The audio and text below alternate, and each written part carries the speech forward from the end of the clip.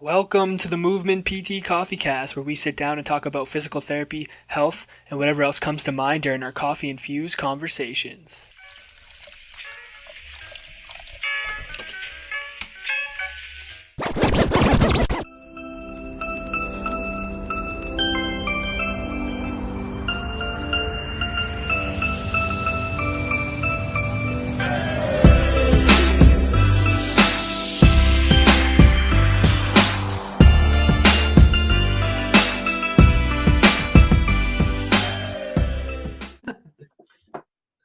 What's going on, guys? Welcome back to the Movement PT Coffee Cast. My name's Dalton, and with me, as always, is my beautifully bearded friend, William. William, how are we doing today? Doing good, man. Just growing my beard. Yeah, it does look thicker. Are you growing it out for the winter? I think I am. I think I'm. Winter is coming. It's coming. And the beard needs to come as well. Yeah, me too. I'm working on it. You've got a little more than a 5 o'clock shadow there. Yeah. So it's a start. yeah, it's good stuff. All right, guys, we're back at it again this week with an interview. We're going to be interviewing a fellow physical therapist out of New York. He's the owner of Mana Physical Therapy and Performance. His name is Russ Manalastas. Russ, welcome to the show.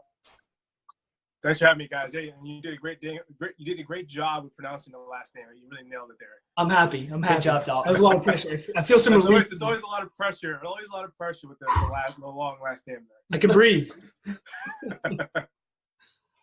Well, thanks for having me, guys. This is, it's a privilege and it's an honor to be on this podcast and listen to it a number of times. You got a lot of great guests, and I texted Steph Allen this morning.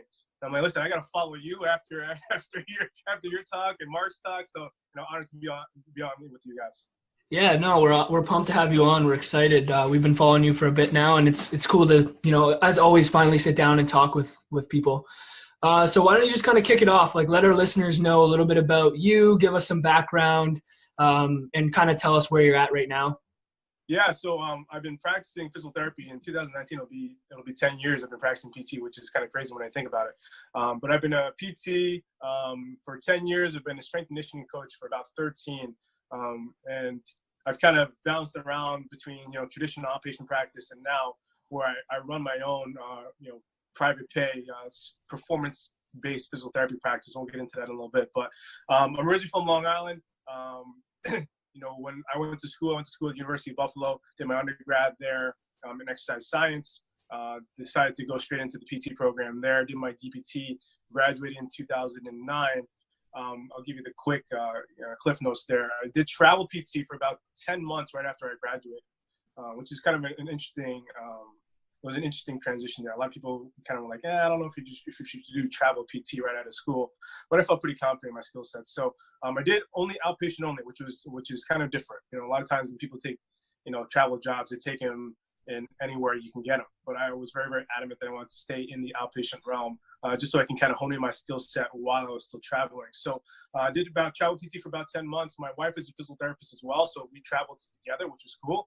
And then once we finished up traveling, she took a position in Baltimore, Maryland, and I took a position in Baltimore, Maryland, with a company called Professional Sports Care and Rehab, which is now known as Pivot Physical Therapy. At that point in time, there was only about 15 clinics at that time. And then once they rebranded to Pivot Physical Therapy, Pivot Physical Therapy in the U.S., there's got to be at least, 200 plus clinics now. Wow. So I practiced there for about, we lived in Baltimore for about 4 years. And at that point in time, I was overseeing 3 clinics, and one of them being I was the director of a little company known as Under Armour. So which is really cool, and we'll kind of talk about that in a little bit. But that kind of exposed me more to the one-on-one model. At Under Armour, we were in a little small closet, literally a closet is where we set up shop, and it was the one-on-one model that.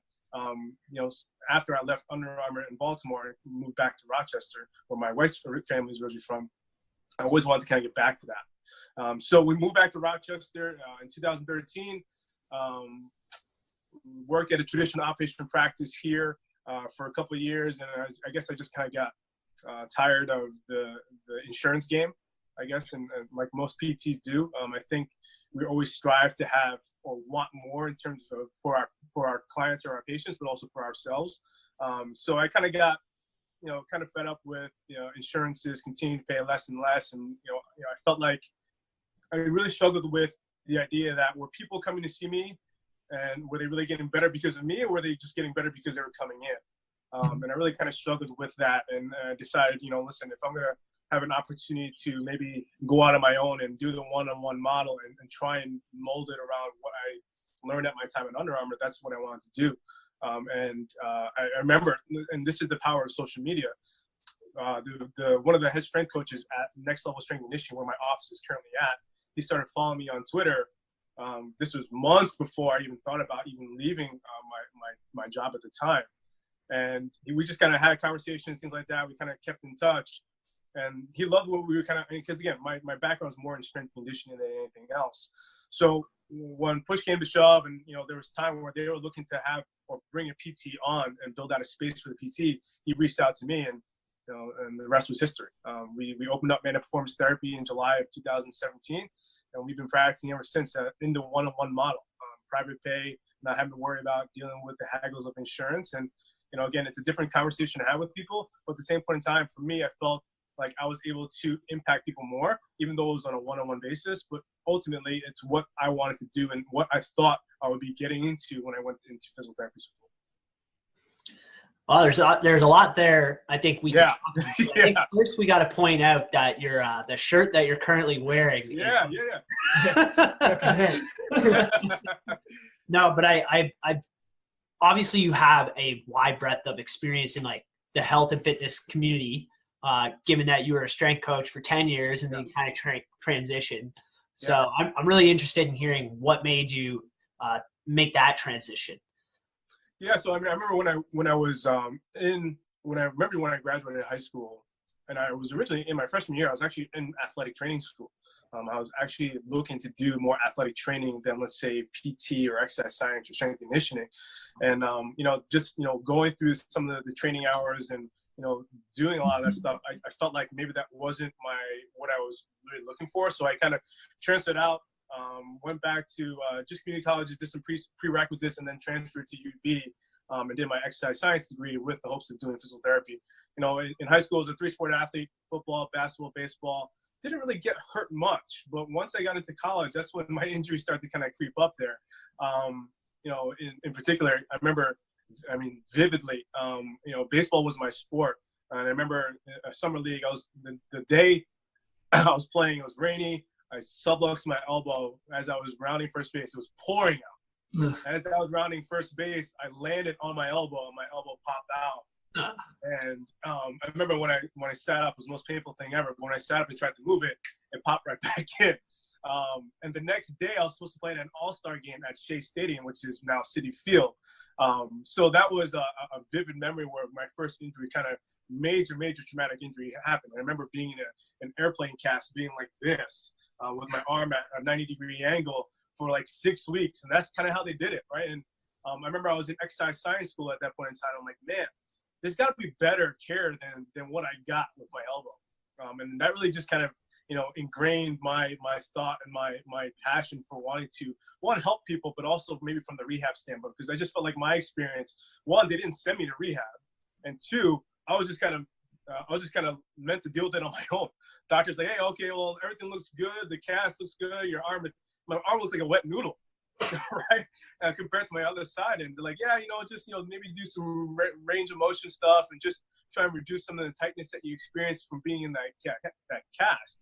And I'm like, there's got to be more to this than that, right? And so that just kind of further entrenched my idea that I was on the right path, and I wanted to, help serve people the way I thought they should be helped, right? And ultimately, my experience was a poor one, and I didn't want people to experience what I experienced when I went through that model.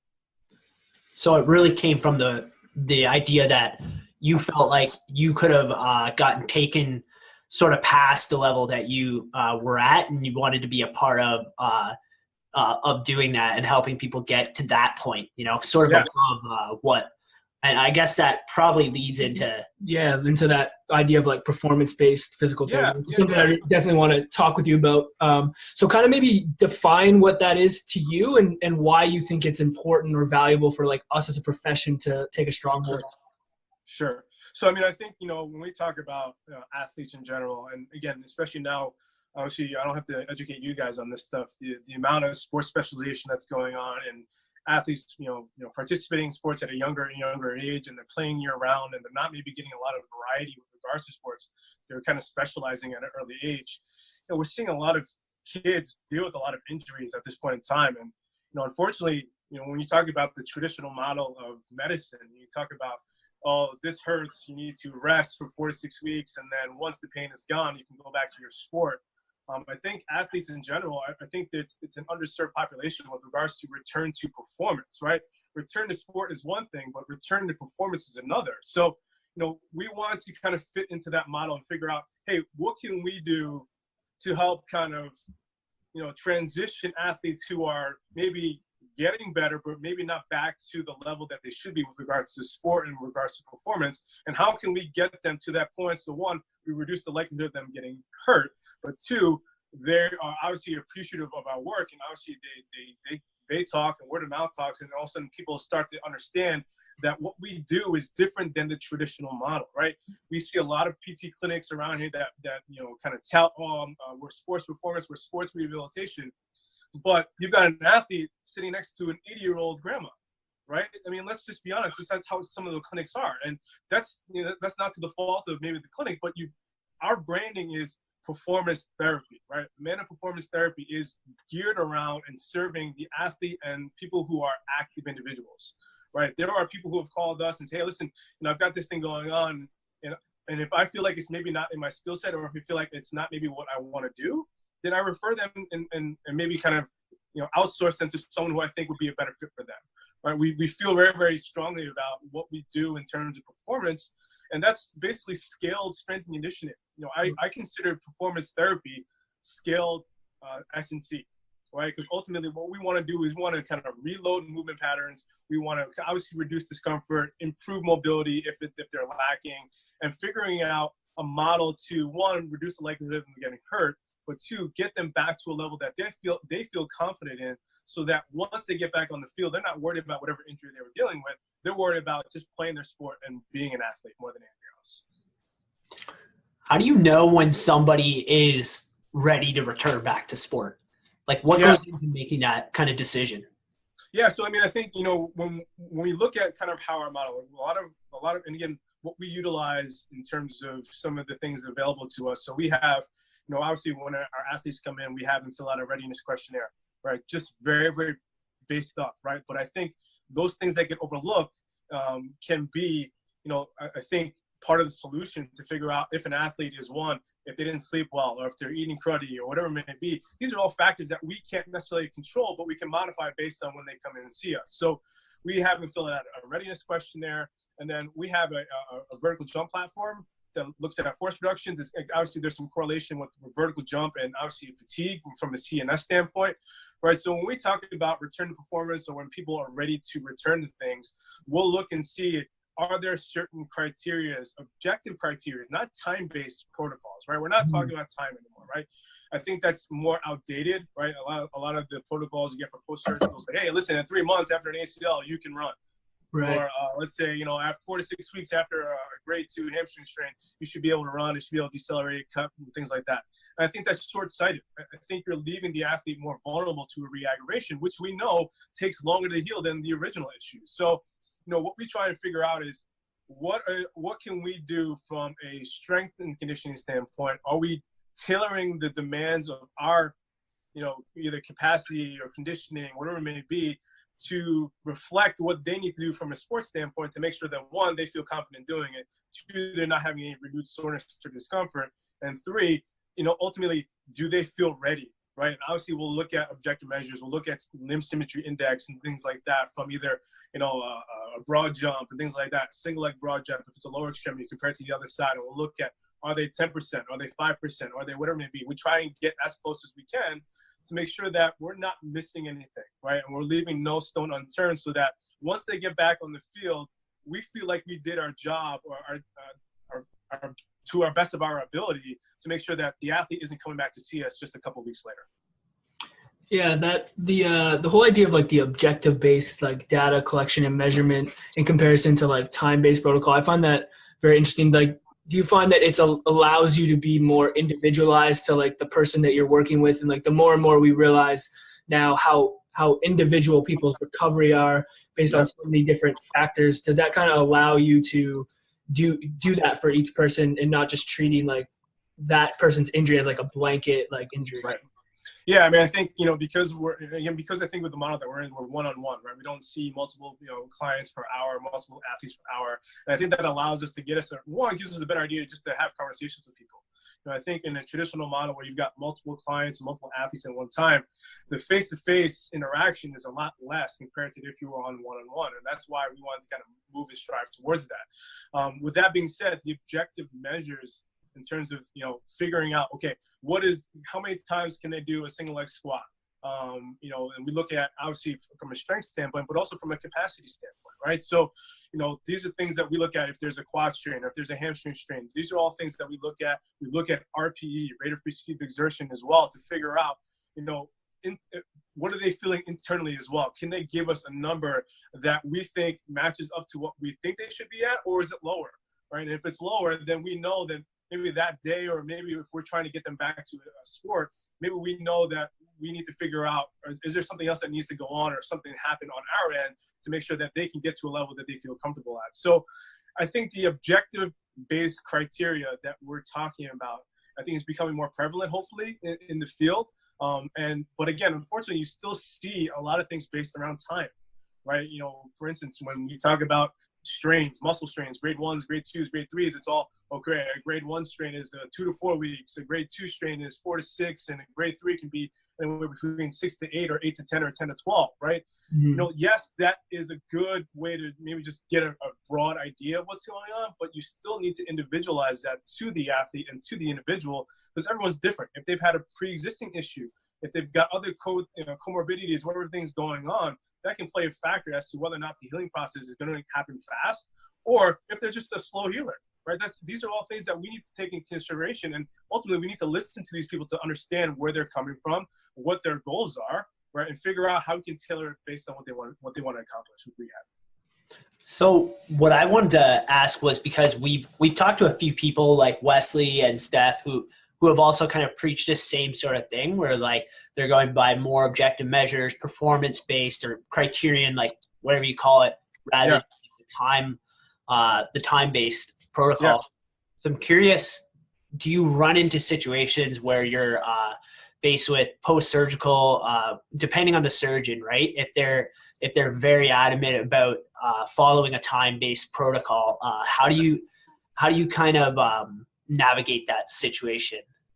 Yeah, so I'll give you a great example. So, our practice is within a strength and conditioning facility, and the strength and conditioning facility is attached to 2 ice hockey rinks, right? So we see a lot of hockey players in general, right? Some are post-surgical, whether they're hips, we see a lot of hip labral tears. We see a lot of, FAI type issues. We see a lot of shoulder issues because of subluxations or dislocations. And, we don't see a ton of post-surgical, but when we do, it's always, here's the protocol, follow it, and then let me know how things go, right? And so, we talk about skilled care, right? Is that really skilled care if you're just following off a piece of paper?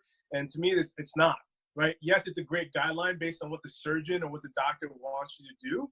Mm-hmm. But, I think a lot of times you have to have a pretty, honest conversation with the athlete and say, listen, if this is what the doctor wants you to do, but we take you through rehab and you're not ready for that, I'm not going to force you into that, because I feel like that would actually increase the likelihood of, 1, re-aggravating whatever's going on, but 2, potentially, having you compensate and do something else that causes more irritation there too, right? So I think the conversation, and again, I think this is the gray area that we always try to have a tendency to be in, because physical therapy in general is a relatively gray area. There's no black and white here. Yeah, but when it comes to, protocols and, having the conversations with athletes that are post-surgical, or even just, let's say strains or muscular strains, when you see like a sports medicine doc who says, hey, listen, we want them to do this, this, and this based on, the time frame that they're recovering at. Again, they need to pass a lot of these different tests. Can they load eccentrically? Do they have good single leg support? Do they have any of these things that we look at, whether it's we don't utilize a ton of wide balance stuff, but sometimes wide balance can be really, really good to determine, okay, is there a side-to-side difference of 4 centimeters or more? And if that's the case, does that increase the likelihood of them getting hurt if they were to go back out in the field now compared to, let's say, waiting a little bit longer, getting them a little bit stronger, working on some of that capacity and figuring out from there, even though it might be a little bit longer in terms of time, they feel more confident in their ability to get back there without feeling like they're going to hurt themselves. So, it's always a fine line, right? And I think that's why your experience as a clinician, your experience with, again, a certain population of athletes or whatever it may be, whatever niche you want to kind of put yourself in, that can go a long way in helping you determine, okay, yeah, well, listen, this person's a grade 2 hamstring strain, and we're going to do X, Y, and Z just because this is the way it is, right? There's no cookie cutter way to go about doing this. Yes, the framework might be similar, but someone could be starting to load eccentrically in terms of their hamstring a lot faster compared to someone else who maybe just isn't tolerating as well. And then you also got to consider all these other factors that go on too: nutrition, recovery, sleep, stress. I mean, a lot of the athletes that we see, they're more high school, college, and some pro. And these are all things that outside variables that sometimes we can't control. So we need to figure out how we can best put a plan together that is collaborative. It's not just me telling a person, it's the athlete being an active participant in their recovery process to get them back to where they need to be. Yeah, for sure. Listening to all this makes me realize how important it is for us to, as a profession, continue to develop these niche areas. Sure. To prove our value, right? I think listening to you talk about this, it just makes sense to me that, we need this, because you come out of school very, very general understanding of a lot of that stuff. And then if you want to talk about strength and conditioning principles, really, we don't learn much right. at all in school. So I think by having people like you and people like Steph and Wes and all those people that are trying to push for this niche market, this performance-based therapy, I think is super important, because then it starts proving to surgeons and doctors that we do hold our value here, and we can actually help people get back to sport and actually be successful when they go back. And I think we might not do that so well right now, or we're trying to be better at proving that value. And I think it's important. Yeah. And I think too, a lot of times when surgeons do a surgery, a lot of times they'll just look at, okay, let's say an ACL or whatever it may be. Everything looks good on diagnostic imaging, x-rays, MRIs, everything looks good from our standpoint, just follow the protocol and you're all set. Right. And I think there needs to be more conversation with surgeons or doctors or whoever it may be, that to show that what we do is a lot more complex, but also straightforward with regards to how we want to approach recovery, whether you're dealing with an athlete, whether you're dealing with a general population, whatever it may be. I think, there's such a disconnect between communication of maybe physicians or orthopedics or surgeons and physical therapists, because I think there's just, there's a little bit of a turf war there. And for whatever reason, some doctors are receptive to having conversations, and some doctors, it's my way or the highway. And, I think you need to kind of, take the ebbs and flows that come to you and figure out how can you best have a conversation with the surgeon to still have a working relationship, but also have them understand, listen, what we do is still really valuable for your outcome, right? Because ultimately, if the surgeon is, sending let's say a post-surgical person to whoever, and they're just, let's say, a general PT that doesn't really specialize in that, then maybe that outcome that they're looking for a positive outcome. Maybe that isn't what they're going to get, because maybe that PT isn't the best fit for that person that's going to see them. So, I definitely think when you talk about niche markets and things like that, we try and stay in our lane, right? We see, our niches are hockey players, they're golfers, they're a little bit of a running population, and then fitness people, right? That is our skill set. And that's what we feel like our skill set is tailored to. Do we see other athletes? Yes, we see lacrosse players. Yes, we see baseball players. Yes, we see athletes in general, because obviously we're more of the performance side in sports physical therapy. But we try and stay in our lane to make sure that, if it's something that I feel like I can refer out to because I know another clinician that is really good with this, or let's say, I've had a number of people call me like, oh, I've got this vestibular issue. I'm like, listen, that's not my comfort zone, but I know someone who is really good at that, right? I think that niche practice can go a long way in understanding, having people or the general population understand, hey, listen, this is something of value that if they get good outcomes and they get it in a fast manner, then they're going to rave about our profession, right? That's just one of those things where if you create people who are doing the work and putting in the time, and they're your biggest advocate, then I think that goes a long way in helping our profession kind of take it to that next level. Yeah, I think we need more of that. I think we need more acceptance of like, it's okay if you're not good at one thing or if you're not interested in it. Like, that's not a bad thing. Like, there's someone out there that is. And I think what I really like about physical therapy is it offers you a lot of opportunity to do things. But I think sometimes that can almost be our worst enemy at times, where we become too much of a generalist. And it seems like we're not good enough at one thing. And so then instead of like doing what you say, in the sense like, okay, I'll take on the golfers because I know I can crush it with them, and I'll refer out like a vestibular person to someone that I know is going to be able to give them a successful outcome. And I think in the end, that's going to result in everyone having a better outcome, because you're going to be happier because you're treating and working with people you want to work with. The person's going to get better care, so they're going to get better. I just think all around, it's super important that we continue to go down that route.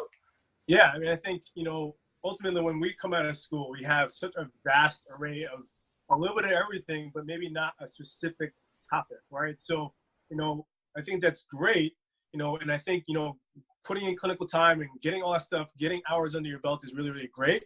But at some point in time, if there are things that you're passionate about and you want to pursue, don't let that fall by the wayside just to work, right?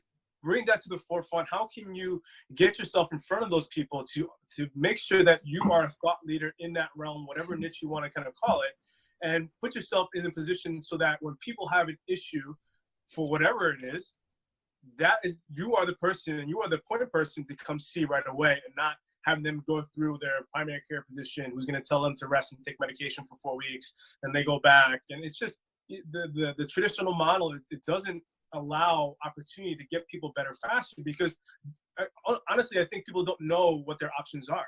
Yeah. And when they don't know what their options are, they almost feel flustered. And who do they know that is going to give them the best advice? It's usually their primary care. But sometimes their primary care is limited into what they can kind of advise as well. So I definitely think our marketing efforts and our branding efforts as a profession should be more to the general public, and not so much to the medical doctor, even though, yes, they are a huge part of what we do. And yes, it's good to develop relations with them. But ultimately, if we want people to get better faster, and we want people to understand what we do and how we do it, then I think marketing directly to the consumer can be really, really advantageous in helping people understand what we do.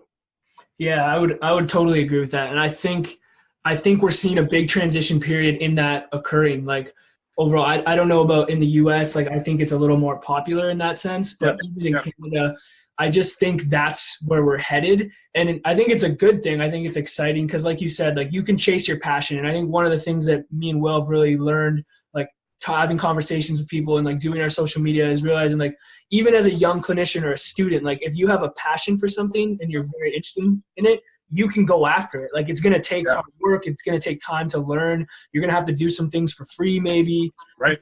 But if you really want it and you want that to be like your career and that's what you're going to enjoy doing, like, you can go after it. Like, people like you and like everyone else that are out there doing it, like, are just people proving that you can do that. Like, you don't have to settle for something that is like traditionally thought out as like the way that physical therapy should be. Yeah. And I think too, a lot of people think like, well, I've got to open my own practice in order to do that. Not necessarily. You can be what we call an entrepreneur, where you're doing things within a company and just making sure that you're branding yourself as the individual who is treating ankles or who is treating knees or is treating shoulders, whatever it may be. Like, you don't have to open your own cash practice or private pay practice in order to kind of seek out the passion that you're looking for. I think it's just a matter of changing your mindset a little bit and understanding, listen, we've got a lot to offer to the people that need our help. And there is an abundance of people that need our help, but maybe don't know that yet, right? So I think if we can continue to improve our efforts in having people understand what we do and why we do it, that can go a long way. And again, just bringing our profession up a notch in terms of figuring out, well, if I've got this, I know I can see Dalton, or I know I can see Will if I've got this going on, right? As opposed to saying, oh, I got to go to my primary care and maybe get some x-rays, whatever it may be. Like, we can streamline the process, and we are well positioned to do that. I think we have a lot of opportunity in that realm to be a streamlined process for a lot of people. But I think because the old mindset of, oh, I need to go see my primary care, or I need to see my doctor first before I see anyone, I think we need to change that a little bit in order for us to kind of move forward. Yeah, I think, go ahead, sorry. No, I think it is. I think it is changing. I think it's getting there. And honestly, as much as people want to, like, we can talk about social media and internet and how it's good and how it's bad, but I think like the internet and what social platforms are doing is allowing for that to happen. And I think that that's super important to us as a profession. And we need to look at it as a positive rather than being hemming and hawing over whether or not it's something that's good. Because by the time we figure it out, whether it's good or bad, it's going to be, the opportunity is going to be gone. And we're going to be like, oh, we're sitting here like shit. Absolutely. Yeah. I mean, listen, if we're not going to take advantage of it, someone's going to. Right? Whether that be another profession or whatever it may be, someone's going to take advantage of that. So again, I think the mindset of, listen, we need to kind of make sure that we can put our best foot forward so that people understand what we do is really valuable to them, right? Healthcare consumers nowadays, they have so much more information in front of them, and they can really kind of, Dr. Google is readily available to people, right? So what we need to do is, one, have them sort through some of the information that's out there. And again, not all the stuff out there is great information. A lot of it's poor, right? So, and again, a lot of these people come in with these mindsets as to what they think. They self-diagnose themselves, and when they come see you, sometimes it's a lost cause as much as you try and change their mind, right? So I think you need to meet people halfway and meet them where they are to figure out, okay, well, what's your belief on whatever injury you're dealing with, and how can I help you with that process, right? If we can better have a conversation, not just say, well, I think it's this, and I think you're wrong, and whatever it may be. That's not the conversation you need to have. You need to listen to the person, see where they're coming from, see why they think a certain way in terms of, this is why I think the injury is happening. We get the conversation all the time. Well, I had a low back issue 20 years ago, and I definitely think it's, now it's stirring from that. Like, if they have that type of ingrained mindset, then maybe you need to have a different conversation with them to kind of have an idea as to how best to get them where they want to be. And it's not always easy. Right. And I definitely think that's why, figuring out, yes, when people call us, they're figuring out if we're the right fit for them, but also we need to figure out if we're the right fit for them as well. Right. And it's a two-way street. There's no question. And like we talked about, not every PT is going to be the best fit for every person that walks in the door. But if you can kind of figure out, okay, well, this person is coming in with this, I'm not sure I feel comfortable doing this, but I know someone else who is. I think that gives the consumer a better appreciation of, I'm not looking to take on everything, right? The mindset of, I need to take on that scarcity mindset. Like, I need to see everyone. Like, that's not the way it is. And I'm sure, obviously, you guys have talked to Zach before and all these guys, the Level Up Initiative. That's not the mindset we need to have as a profession. We need to say, listen, there are plenty of people that need our help. We need to put them in front of the right people to get them better faster. Yeah.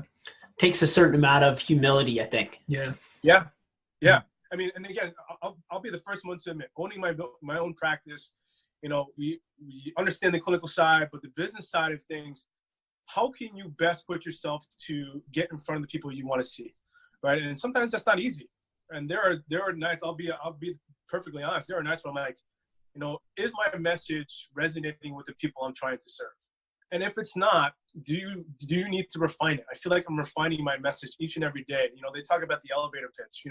If you had 15, 20 seconds to make your pitch to someone and tell them why they should come see you as opposed to seeing anyone else, could you do that? Right? And if you can't, then maybe we need to refine your approach and figure out how best to put it in layman's terms, and so that the general public understands, hey, this is what we do, this is why we do it, and this is why I think we could be of benefit for you. Yeah, that's a good point, because I think it's also constantly changing, right? Like, that's the thing that I've started to realize is, like, it's such a dynamic, like, profession that, like, as things change, like, you have to change with it, which means, like, refining what you're talking about is important, to be honest with yourself and, like, do that self-reflection. So, like, what are some ways that you continue? I know you talk about, like, you're always trying to learn more, and, like, you're very, very much, like, trying to develop constantly. How do you kind of keep yourself honest? Is that, like, is there something you do specifically? Is there a group of people that you work with, or? Yeah, I think, so we run a small mentorship group too, and we always talk about this as well in terms of, how can you continue to kind of push yourself forward? I think so many, new clinicians or clinicians that have been in the field for a while, they're always looking for more clinical stuff, right? And not to say that's not a bad thing, but I think the psychology of how you interact with people and the psychology of how you have a conversation with someone, a mentor of mine, Jerry Durham, he used to be out in California, then he's now in Philadelphia.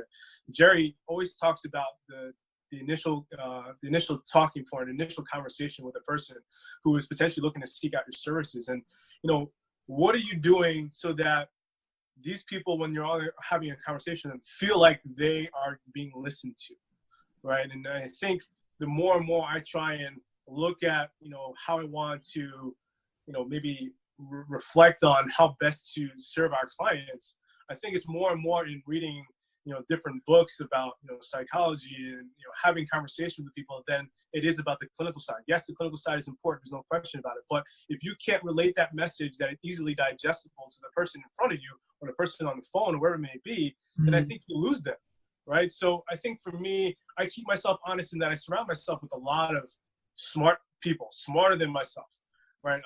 Shout out to Urshim Lizioso, Modern Manual Therapy, Zia Dadu at Ignite Physio. These are all clinicians, Jason Park, Cool Heart Performance in California. These are all clinicians that, one, are, I think, in the same position as I am in that we're looking to do more of the performance side. Zach and Steph, at Boston PT Wellness. These are all people that I try and surround myself with. Tim DiFrancesco has been a huge mentor of mine at TD Athletes Edge. These are all people that I kind of look to and say, listen, when we talk about marketing strategies, it's less about, okay, you need to be doing this and this and this, and this is how the program should be. It's more about what are you saying to them that ultimately resonates with them. And if you're doing that, then you're putting yourself out in that position to be successful. And if people just don't like your message, then maybe they're not the person for you, right? I think, again, it's just that mindset that not everyone you talk to is going to come in your door and be treated by you. And you need to be okay with that. And I think that's something I struggled with when I first opened up my business. I'm like, I need to see people. I've got, at the time I had 2 kids and we got 3 kids now. I'm like, and I need to put food on the table. I need to figure out how best to do that. And I think the more and more I'm running this practice, the more and more I'm okay with having people say, well, I'm just going to use my insurance and I'm just going to go down the road. If that's the case, then maybe you're not meant for me. Right? Maybe we're not meant to kind of interact, and maybe we're not meant to work together. But at some point in time, I still put in the connotation and say, listen, give it a try. If you feel like you're not getting the experience you need, by all means, reach out to me and let me know how I can help you. Right? We're not being angry about it. We still want to help people, and that's the important part. And I think the more you listen to people are just unsure of what they should be doing. Right? Should they be going to PT? Should they be going to chiro? Should they be doing acupuncture? There's so many different things they should be doing, but they don't know where to go, right? So I think, the more you can get your message to resonate with the people that you're talking to, that is really, I think, where the bread and butter should be. And then, honestly, that's where I think a lot of the conversation we have, I'm in a mastermind group myself with Dave Kittle and Ron Miller about the cash and the private pay model of physical therapy. And refining your conversation, refining how you talk to people to make sure that what you're doing is what you should be doing and what you're passionate about. And it's not just settling for the bottom line because, oh yeah, I can see you. I'll take this. Like, don't ever apologize for, one, going to school for a profession that we feel really, really passionate about. Well, don't ever apologize. If you charge maybe whatever it may be that is significantly more than what they would pay if they use insurance, don't ever apologize for that.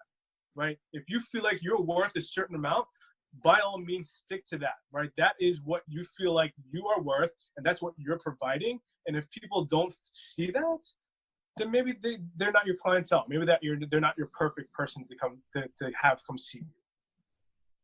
It's funny because we were talking about getting, reflecting on whether our message is getting across, maybe in a bit of a different way than you're describing, but it's funny because we were talking about this earlier where Dalton had an experience with a car mechanic and the guy was spitting hot knowledge bombs. Yeah. And Dalton was kind of like raised eyebrow, like doing the, like, yeah.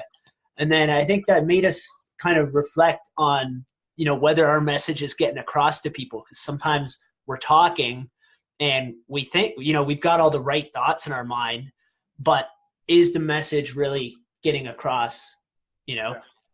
I feel like we do a lot of talking to have people respond instead of talking or just having people, we just do a lot of talking, right? This is what we do. We've got an awesome skill set. We want to ask all the questions under the sun to get a better picture of what's going on. But sometimes you just need to lay it out for them. Be like, listen, why don't you tell me a little bit about what you think is going on, why you think it's going on, and what your journey has been up until this point, and how we can best try and figure out a plan for you. And I think if you leave it open in that way, most times people will tell you what's going on. when I took some CU courses through Jeff Maitland, the Maitland Australian Physiotherapy Seminars, and, yes, it's mayotherapy based, but a lot of it was based around this subjective examination. It's, can you have the person tell you what's going on without even you doing anything yet?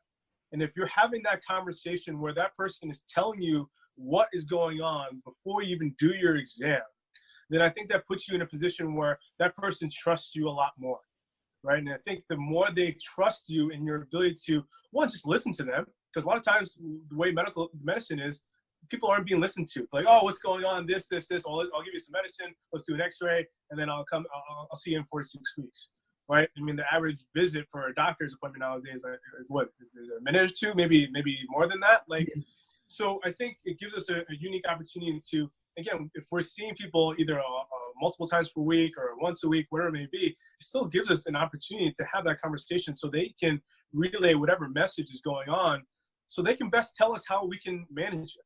Right? If there's something going on, they've got more stress, things like that, am I going to just crush them with weights and strength conditioning and rehab? Maybe, but I think there needs to be that clinical aspect of understanding where, if a certain person is struggling with something and it's outside of just the injury that they're dealing with, then you need to make sure that you can reflect on that and not just, well, we need to do this because this needs to be done, right? I think the more we can get understanding of listening to people and understanding where they're coming from, as opposed to just asking questions and bombarding them with questions all the time, that can give us a better understanding as to how we can better help people. Yeah, that's one of the things that I really hope I get across to people when they come to me for an assessment. I hope they leave being like, whoa, like I've never gotten to share that much about what's going on with me to somebody before. I think that's an awesome opportunity that we have as rehab professionals that a lot of other healthcare professionals don't have, and we should definitely use it. Mm-hmm. Agreed. 1,000% agreed. I mean, I think even in the quote unquote traditional model where there's things, maybe seeing multiple patients per hour, multiple clients per hour, that's still an opportunity to have maybe more conversation than they would with another provider, right? Mm-hmm. So I definitely think, even though that model might not be conducive to getting people better faster, because again, the traditional model is like, oh, we're going to see you 2 to 3 times a week for 6 to 8 weeks, and here's your script, and go see a practice on this list. Even though that's maybe not the most efficient way to go about doing things, it still gives us as therapists an opportunity to have these conversations on these initial evaluations, which normally are 30 to 45 minutes, sometimes an hour, or even longer than that, so that we can get that initial kind of contact point, so that we can understand where the person's coming from, so that we can build a plan around that. Sure. Yeah.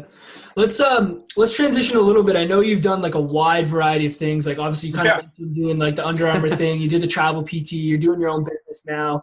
You do some football, fantasy football, injury analytics. Kind of take us through why that is important to like where you are now, and maybe like why you think it's important that physios should be involved in like many different areas of health. Yeah, so I mean, when we opened up our practice last July, again, things kind of just fell into place. We didn't really, we weren't planning on doing or opening our own practice this soon, but things just kind of fell perfectly for us. And so the way I look at things, and again, I've been practicing almost 10 years. I've been writing fantasy football injury analysis for the last 6. I've done some consult work with Under Armour. When I left Under Armour, that was a really, really difficult decision, because I knew that model was going to be what I wanted to do. But ultimately, with a family, you want to put your family first, and this is why we do what we do, right? To be able to create enough opportunity, not only professionally but also financially, to be able to provide for the families. So, I've been doing fantasy football injury analysis for the last 6 years. I've been doing some consult work with Under Armour for the last couple of years since I left. And for instance, now I just got an opportunity to do a little bit of adjunct professing work here at Nazareth College in the spring semester, right? So I think creating different, what we call revenue streams for PTs, like we talked about before we started recording, I think a lot of times people are so concerned about the clinical work. Like, I got to work 40 hours a week, I got to make this salary, and this is just what my ceiling is, right? And I think your ceiling is only as high as you want it to be. There are so many different ways you can kind of go about doing things, especially now with all the technology we have. Digital products are huge. Online programming is huge. All these different revenue streams are really, really advantageous to be able to supplement what you're doing from the clinical side, right? So, I will admit, listen, when we started off our cash practice in July of last year, like, we didn't have any clientele. When we moved to the opposite end of town, where we had maybe a couple people follow us, but not many. So we started from basically scratch, right? So in that meantime, I was still doing home care, right? So I still do home care per diem if things kind of get slow. It just gives you a little bit more security to figure out, okay, what can you do to put things in place to continue to pursue your passion, right? My passion is performance therapy. My passion is strength conditioning, right? But sometimes, as the business grows and things like that, what else can I do to continue to supplement my professional and clinical skills and make myself more exposed to the general public? Did I ever think I'd be writing fantasy football injury analysis right now? No way, right? But I saw an opportunity. And sometimes you need to put yourself in a position to say, is there a need? Can I fill a void somewhere? And if you can fill a void and people value that, and again, we always talk about this word value, right? If people value what you're doing and they understand why you're trying to do it, then by all means, like, that is a great opportunity, again, for physical therapists or physios to try and figure out how you can put yourself in a position to be a thought leader, right? People all of a sudden ask me about all these injury questions when I do this fantasy football injury analysis. People, when we talk about the Under Armour consulting, like, they think I'm a personal trainer, but they don't realize I have a physical therapy background. So when we talk about all these different things, that can go a long way. And again, providing added value for our profession. And it doesn't have to just be in the clinic, right? There's so many different things that we can do to reach out to them. And again, a lot of the stuff we do from a marketing standpoint, these are things that are unpaid. And sometimes those unpaid things, they, lead to bigger things, or sometimes they are what they are. And sometimes you have to be okay with that. So not everything is going to lead to, a boatload of cash and a boatload of money, stuff like that. But some opportunities will yield really, really good returns. And I think if you look at the long game, the long-term outlook there, that can be really, really advantageous and really beneficial for your career long-term, as opposed to just looking, okay, I need to pay student loans off. I need to make this amount of money. This is my salary. What can I do? What can I do? Right? There are so many different opportunities to go out there and figure out, how can I put myself in a position to fill a void, to fill a need, and all of a sudden, again, put yourself in a position to be a leader or be a thought leader in that area. I think you got to want it. Yeah. You got to be willing to put in that effort on the side, and hopefully you enjoy it too. Like Dalton and I put a lot of work into what we do with our page and our podcast, but I tell people all the time, this is not work, because I love this. I love getting the chance and the opportunity to talk to someone across the friggin' continent, that I would never have gotten that opportunity. Yeah. And it's work, but it's also just great. Yeah, and I think once people open their minds, and once you see that there's opportunity out there that's separate from just a clinical aspect, it's really changed my mindset around what I want to do. I know right now that I don't want to work 40 hours in the clinical setting that I'm working currently. Do I have a dream of being in the perfect environment that I want? Yes. And am I taking steps to get there? Are we taking steps to get there? Yeah, that's the plan. But right now, just having the opportunity to do, see what this podcast becomes. There's so many other opportunities out there that can, one, help potentially give you revenue, which is good for you and taking care of your family and stuff, but also good for the profession. It's pushing the profession forward, and you're reaching more people than you could actually reach in a clinical setting at times too, which is also super. Absolutely. 100% agree. I mean, I think the more you can kind of, be, I guess, opportunistic, I guess is the best way to put it, right? I think if you can see opportunity there instead of looking at it with the glass half full, right? I mean, you want to make sure that you put yourself in the best position to be successful, and again, still pursue what you want to pursue for your career. This is your career. No one is telling you need to take a 9-to-5 job or 10-to-7 if you're talking about physios. No one is telling you need to take that job, right? Maybe if you're looking for financial security from the get-go in order to kind of get your feet on the ground and figure it out from there, then yeah. But long-term, what are your goals? And if you're not setting goals right out of school, then maybe you're just looking at the short term and not looking at the big picture. And I think if you continue to look at the short term, you'll lose out on the opportunity to look at what your long-term visions are of your profession. And it's unfortunate to hear a lot of these PTs that are new grads or maybe that are burning out, and that they're, coming out, they're leaving the profession because they just don't know what to do or how to best to kind of approach what they want to do. And, that's just unfortunate, right? We pay all this money. We pay a good amount of tuition in order to get an education that should be, relatively in the hierarchy of order, should be high up there with regards to what people value us. But, for whatever reason, it's that message. What message are you portraying to the person to have them understand why you are looking to help them? Sure. Yeah. Awesome. Is there anything else, like, we're pushing up against time here a little bit. Is there anything else you want to like touch on quick before we wrap up, or anything you're doing like coming up in the future? Or yeah, so we've got a couple things, we're kind of ramping up, so like we talked about before, we run a small mentorship group. And that mentorship group is geared towards those who want to be in more of the performance realm of physical therapy. And that's more strength conditioning based than, let's say, your traditional model there, right? I remember when I was working in this traditional model practice here in Rochester, I had ordered a squat rack and people thought I was crazy. And I was the only clinician that had a squat rack in, right? And I think if you are just doing it to pay the bills and looking for financial gain, you're doing it for the wrong reason. You need to, yes, obviously finances are important, and you need to be able to, have a living and do what you want to do. But at the same point in time, we got in this profession to help people, right? And if we're not doing that, if we feel like we're not doing that to the best of our ability, then we need to maybe look ourselves in the mirror and figure out, well, what do I need to change from my standpoint in order to, and I think that's really, really important for new clinicians, students, or even clinicians that have been in the field for a long time to maybe just reflect on that and figure out, what do I need to do to maybe change things up? Do I need a fresh start? Do I need to do something? Do I need to challenge my own biases and figure out what do I need to do to kind of get better? And ultimately, if you get better, that'll help the person in front of you get better as well.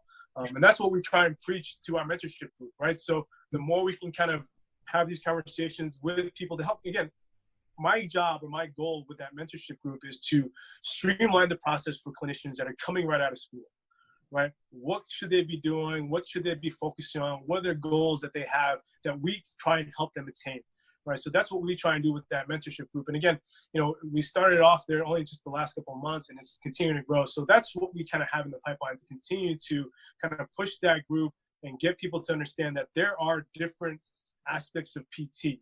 Not everything is just, this is the way it is and this is how it should be and this is why you need to take this job, right? There are number of unique opportunities that are out there. It's just a matter of seeking them out.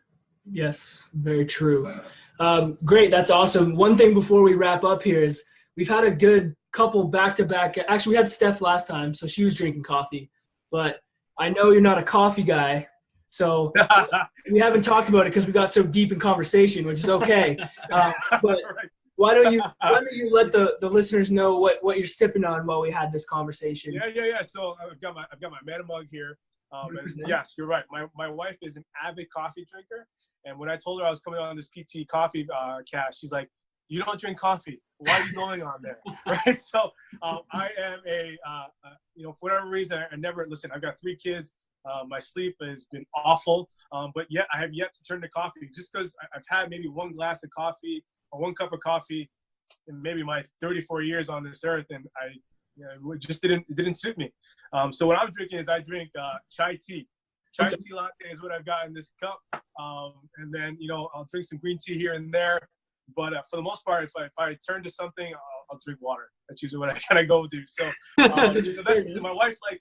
My wife told me, she's like, our relationship would be a lot better if you drank coffee. We could have conversations over coffee. We can kind of sip our coffee and have a nice Saturday morning. So she gives me crap about it all the time. But, this is where it is. And, maybe as my kids get older, I'll switch to coffee at some point in time. But right now, I haven't really needed it. So I'm like, I really don't know anything different. So this is why I'm going the route I am. It's all good. I can get down with a good chai tea every now and then. Every once in a while. But look, man, we appreciate you being brave enough and putting that aside and coming on the PT Coffee Cast. Yeah, no, I appreciate you guys having me. I thought that was going to be a deal breaker. Like, you drink chai teas? That's not great. Yeah. Awesome. Russ, why don't you just leave where people can go and find you, learn more about what you're doing with your business and your online presence and all that. Yeah, so we do most of our work on Instagram, so you can find us at Mana Performance Therapy. Mana is M-A-N-A, and then Performance Therapy. You can check out our website, manaperformancetherapy.com, or you can just shoot me a DM on Instagram, or you can just email me, Russ at manaperformancetherapy.com. I'm readily available. Always love to have conversations with PT students, whoever it may be, anyone in the field. We always love to have conversations with people. Sweet. Awesome. Russ, we appreciate it. Thanks for taking the time. Obviously, you're a super busy guy, but this was a great conversation. So thanks for coming on. Guys, honored to be here again. What I'll do is I'll offer an awesome deal for people listening to your podcast for our mentorship group. Let's do this. We've got a couple of weeks left in the year. What we'll do is if people sign up for this mentorship group, if they want to, or if they want more information, we'll cut the monthly fee by half. So that if people want to do it or whatever they want to do, we'd love to have people have conversations about how best to move the profession forward. And hopefully we're providing a small portion of that. So we always want to have people be in this group to kind of help, again, try to figure out how we can continue to push the profession forward. Awesome. We really appreciate that. That's great. You got it.